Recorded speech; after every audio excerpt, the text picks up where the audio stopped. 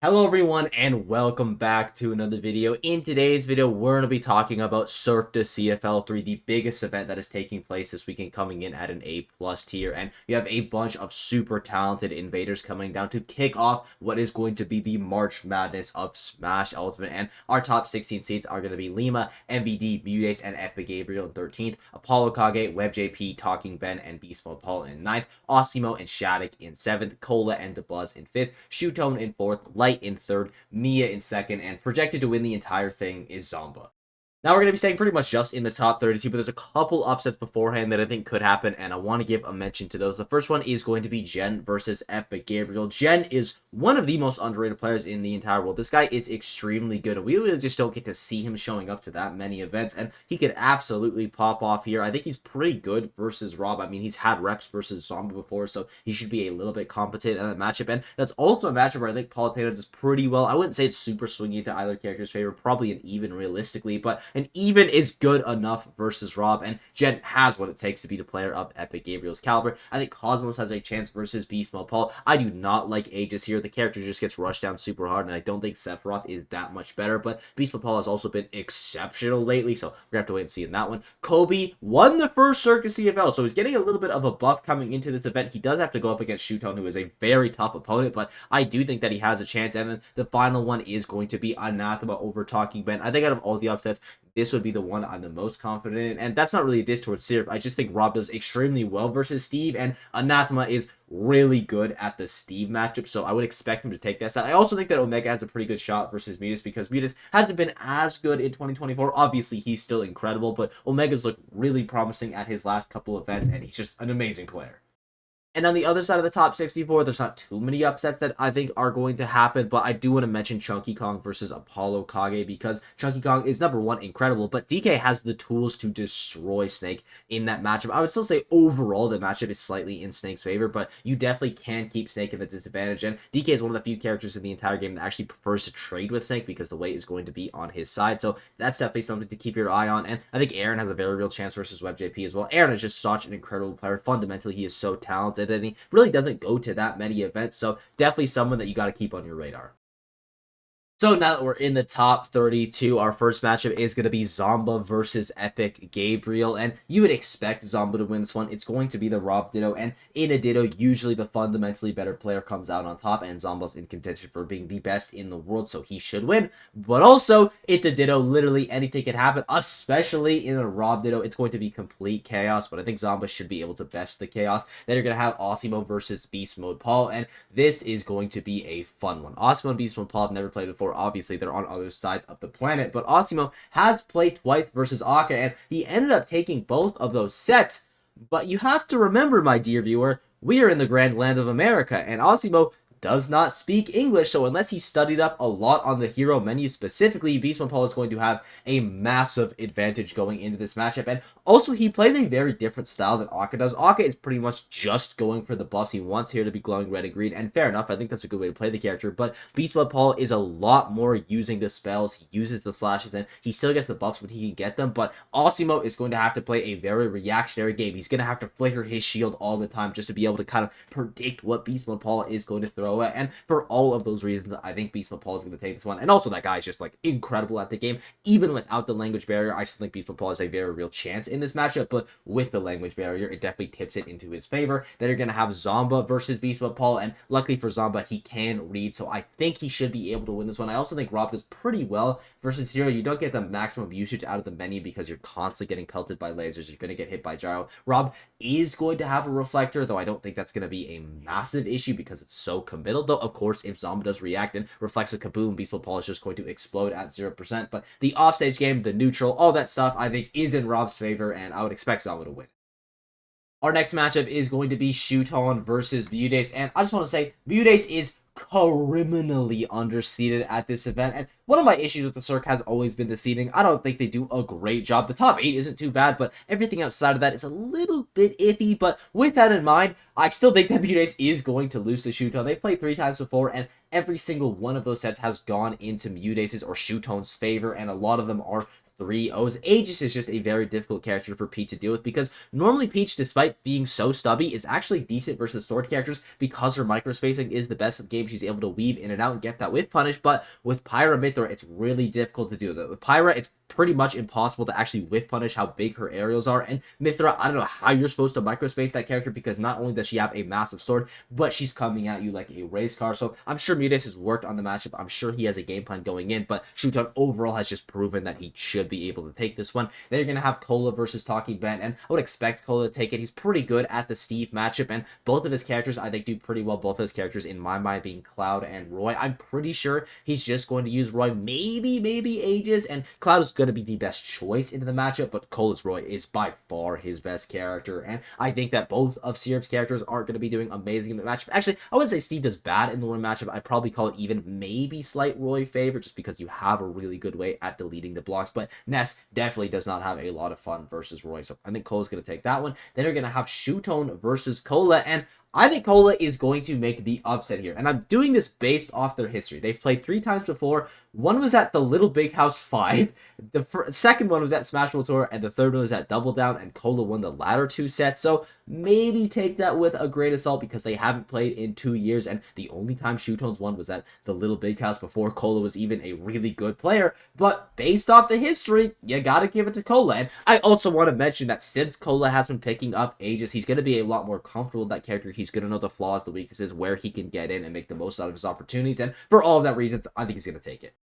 Next up, you're going to have Mia versus MVD, and I would expect Mia to win this one. Snake, Game & Watch, is just a really bad matchup. Now, Hurt has shown us that you can win this matchup because Snake does have the boxing tools to contest with Game & Watch. You can whip punish that character because you just have these massive tilts, but it's just extremely difficult, and you have to play an entirely different game plan than you would versus any other character in the game, and I don't know if MVD is going to be able to keep that up through the entirety of a set. It's not impossible. MVD is very good at the game, and he has reps versus Meister, but Mia is in contention for being best in the world, so P should win that one. Then you're going to have Shattuck versus WebJP, and I think WebJP is going to take the upset here, and it feels really weird for me to be betting against Shattuck because of how good this guy has been, but WebJP has beaten Nail before. Sheik is maybe Corrin's worst matchup. She does not have any fun in it at all, and also WebJP is just an absolute monster, so I think he's going to take that one. Then you're going to have Mia versus WebJP, and I actually think Sheik does pretty well into Game & Watch. You don't need to get a ton of damage before you can start looking for the kill versus the character. Like, needles are super solid. You get to kind of disengage from the disadvantage state because you have access to bouncing fish.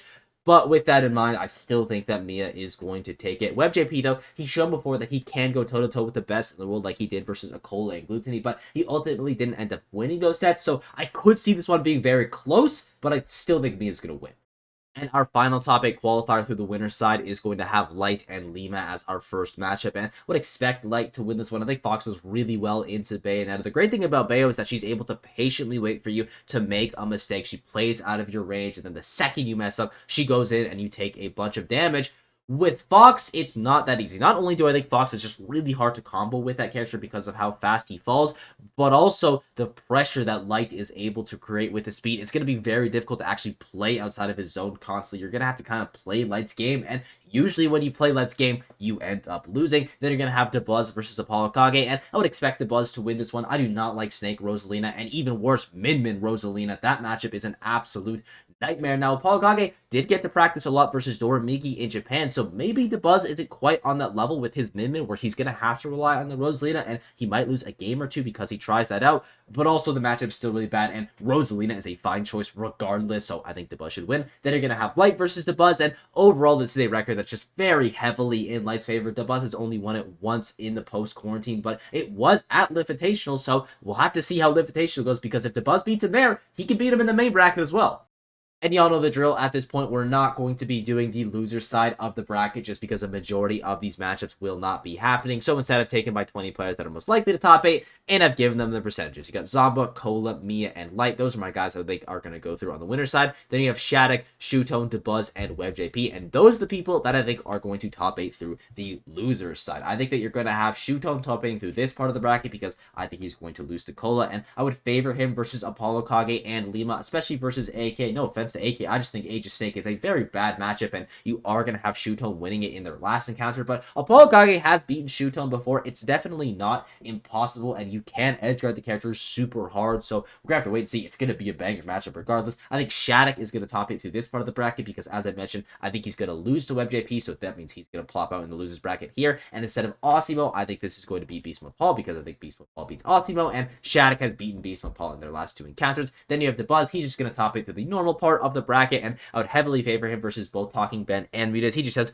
really good records versus both of those players. And then you're finally going to have WebJP top 8 through this part of the bracket because this is going to be him instead of Shattuck, and this is going to be Osimo, and Ryu Sheik is definitely in Sheik's favor. Now, it should be noted that Osimo has lost to Aim before, but he's beaten Void on their last two encounters, and those sets were very recent, so he's clearly good at the matchup. WebJP is going to have to work hard, but I believe in him to do so. I also think Mutes, Osimo, Apollo Kage, and Lima have a very real chance, as you can see, of getting into this top 8, and these players do as well, but I would be less shocked if these guys ended up in the top 8 just because of the caliber of their play. But Beast Mode Paul, Syrup, MVD, Chunky Kong, Aaron, Anathema, and Omega, these players are all extremely talented, and all of them have brackets that are doable. There's not too many matchups that they're going to get brick walled by super hard, at least that I'm foreseeing right now, so keep an eye out on all of those players. And then finally, Cosmos. Cosmos hasn't been super good recently. He actually looked really good at Umabor, but outside of that, he's been a little bit shaky, and I was just reading Twitter. I don't even know if he's going to be able to get to this event because his flight is being screwed over, but if he shows up, expect big things from this guy. This is going to be the start of the Cosmos era. He's back, baby, and instead of doing the top 8 seeding as per usual, we're going to switch it up and do my projected seeding because I think that's a little bit more fun. This Google Sheets was made by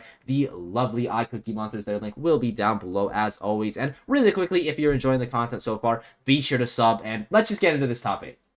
Editing for block here, I realized that I just forgot to mention Jake at all in this video, but that guy is extremely good, and he has a very real possibility of getting into the top 8, even though this bracket is super tough, so look out for him. So our first matchup in the winner's side of top 8 is going to be Zomba versus Cola, and this one shouldn't be difficult for me to pick because, as you can see, very good record for Cola. He's been extremely dominant in there, winning 8 of their 10 encounters, including their only recent encounter at Luminosity Makes Moves Miami. But also, Zomba's form has been a lot better recently, but I don't know if that's just because we've seen more of Zomba, so we know his form is better. Maybe Cola would have similar results. I really just don't know, and I'm ultimately going to go with Cola on this one because an 8-2 record is an 8-2 record. Yes, the guy just won Genesis, but it's not like Cola did bad at Genesis. He still got a very respectable 17th place. They're only losing to top caliber players, so I think Cola is going to end up taking this one. And then you're going to have Mia versus Light. I talked about this a lot in my Litvitational video, and my dancer doesn't really change. I do think that Mia's going to win this. The matchup is just heavily skewed into his favor for both Game & Watch and Steve, and Light is very good at the matchup, and I think Light has a better chance at Cirque Du Cfl to win than he does at Litvitational because I assume he's going to lose at Litvitational, and when you're losing, you're able to learn from that. You're able to correct your mistakes. It's a lot harder to improve on a set when you've already won that set because you're probably just going to do the same things again. Obviously, other adaptations are going to come, but I'm saying it's a lot easier to adapt to a situation when you're not winning in that situation versus when you are winning in that situation. So depending on how Light does the Invitational, maybe he'll just stomp him there. It'll be the other way around. But assuming Light loses at Invitational, he's probably still going to lose at Cirque, but he's got a chance. In the loser side, you're going to have Shutone versus Shattuck as our first matchup, and I would heavily favor Shutone to win this one. I think Aegis is a very difficult matchup for Corrin, and the main way that you beat Aegis is going to be by edgeguarding her, but that's one of the few weaknesses that Corrin has as a character. I don't think her edgeguarding is very good. You have moves like down air and back air, which are extremely precise, but if you do hit them, you are going to end up taking the stock, and aside from that, all you really have is back air, but that's also a fairly committal move. You do have a lingering nair hitbox, but it sends them up. Fair sends them up air sends them up, so you don't really have any tools to send your opponent further off stage aside from those two that I already mentioned, which is just such a big deal in the Aegis matchup. And also, I should add that Shutone has a 7-1 record versus Neo, so that definitely gives me a lot of confidence here. Now, I will say, I've never seen Shattuck play against a super top level Aegis before. Maybe he's amazing at the matchup, but even if he is, I would still expect Shutone to take it, to be honest. And then you're going to have DeBuzz versus WebJP, and I would also heavily favor DeBuzz in this matchup. He is 4-0 in their sets, and I think Rosalina just kind of bodies Sheik. Luma gets in the way of everything that Sheik wants to do. It's just a very annoying matchup, and DeBuzz is clearly very well versed in it. Our next two sets are Zomba Shootone and Light to Buzz, and I'm going to be fairly brief with these sets because I talked about both of them twice in the Lit Invitational video, and I talked about Light to Buzz in the winner side of the bracket as well. For Zomba Shootone, on paper, it's a matchup that you would expect Shootone to win, but that's not going to stop me from picking Zomba to win it. He did win their last encounter. He has a very clear win condition in the edge guarding, and I'm honestly really interested to see if Zomba does end up going with the Olimar if the Aegis doesn't work out. I think Lit Invitational is going to be kind of the deciding factor for that because I don't think Olimar is the worst choice in the world into Rob. I wouldn't say it's an amazing matchup, but if the Aegis is getting dismantled, it's definitely a possibility, though. As I mentioned, on paper, Aegis is a very good matchup into Rob, so likely he'll probably just stick with that, but I think Zomba's going to be able to overcome it, and like the Buzz, we've talked about it a lot, Light is just very favored in that matchup based off their history, but it's not impossible. So we got our top four. Columbia in the winner's side and Zomba Light in the loser's side. And Columbia have actually never played before. But versus their respective character reps in their region, you have Mia with a 4-0 record versus Alice and Cola with a 2-1 record versus Meister, though they haven't played in 2 years. But both players are showing proficiency in the matchup. And if I had to pick a character to slightly favor in that matchup, it would be Game & Watch by a very, very small margin. Though, of course, you could have Cola picking Cloud, and I would say that Cloud beats Game & Watch, but I honestly doubt that he's going to do that. Maybe the Aegis comes out as well. That's definitely a possibility, but it's probably going to be the Roy, especially if he's this deep in the tournament, because that is the character he's the most comfortable on, and he has what it takes. Roy is still going to be killing Game Watch at like 50-60% consistently, and for all those reasons, I think Cola is going to take this set. He's either going to be able to overwhelm Mia or play a whiff punish style to the point where Mia isn't able to get his big conversions and Cola's going to get maximum punishes. Realistically, it's probably going to be him running at Mia because that's just how Cola plays the game, but I think he is good enough to take out a player of Mia's caliber and move on to the grand finals. And if Mia wins, I was just picking for content anyway. Then you're going to have Zomba versus Light in the loser side, and this is a set that we've seen quite a lot, and it's going to be in Light's favor 9-5, but you have Zomba winning their last two sets, both of them actually taking place at Cirque Du Cfl, and they haven't played since then. So this is a very coin-flippy matchup because even though overall the record is in Light's favor, if you look at just their recent encounters, they're pretty much trading sets back and forth, maybe a slight weight towards Light, but I'm going to go with Zomba to win this one simply just because he looked better at Genesis. It's a coin-flippy matchup. I don't know what you want from me. So in the losers finals, you got Zomba versus Mia, and this is another set I talked about a lot in the Lit Invitational video, so I'm going to be brief. I think if Zomba wants to win the set, he's going to need to cheese Mia. That's just how Rob has to play that matchup, in my opinion, and Zomba doesn't play the cheesy Rob. He plays Fundy's Rob, and I know that sentence doesn't make sense, but it does apply to Zomba. You have to trust me on that, and in order to properly answer this question, I really just have to see what game plan Zomba goes in with at the Lit Invitational, assuming they play, but I'm pretty sure they're going to play at that tournament, so I can't properly answer this, but you know what? We had Mia losing in the winner's side to Cola. America for the win, baby. Zomba is going to take that set. He's going to have that adaptation from Lit Invitational. He's going to farm at Lit Invitational too, actually. Why not? And then in the grand finals, you're going to have Cola versus Zomba. I'll say that Zomba ends up taking a set, but Cola, he's got the record on his side, and he's going to be your big winner of Cirque Du Cfl 3. And with that, I thank you all for watching. I hope you enjoyed. The sport has been absolutely unreal as of late. If there's anything I left out, got wrong, or if you just want to say hi, leave a comment down below. Be sure to sub while you're down there, and I'll see you all in the next one. Bye-bye!